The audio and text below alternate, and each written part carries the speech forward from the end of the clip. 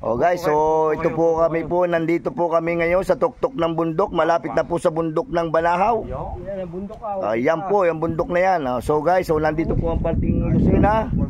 Tanaw na po yan. Ay dito po ang Bayan Tayabas. Makikita po ninyo na yan po ang upil. So guys, so shout out din po sa aming matagal na kakilala na Purman. Hindi ko lang alam. Ito po yung aming susukatan. Oh, yan oh. Yan po. Yan. Guys. Ayan po yung bayan ng Tayabas. Ito po, dito po. Yan. Ito po ay sa Lucena. Yan, dito po. Nandito po kami sa pahan ng bundok Banahaw. Bagamat ay hindi po masyadong matatanaw dahil sa kwan po, sa makapalang halapaap. Ayan po ang bundok Banahaw. Yan. Guys, ay napaka-presko po ng hangin dito. Yan, shout out kay Boss Jude. Yan po ang aming susukatan, pinakang rest house. Yan, si Kuya Arman. Ito Arman. Yan po.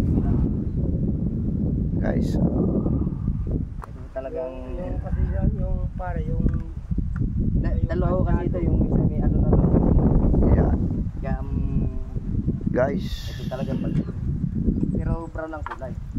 andito po kami ngayon dahil sa may pinakikita si Boss Jude na mga materialis na gagamitin kung siya ay makakapasa. Bali may dalawa na po siyang kalaban at may presyo.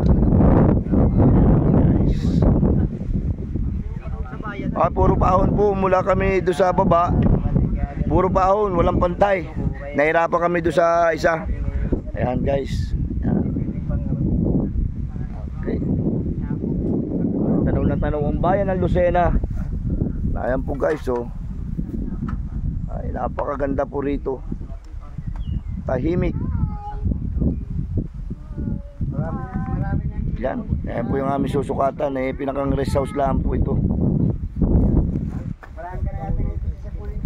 Bundok Banahaw po yung Bundok Banahaw. So shout out sa lahat.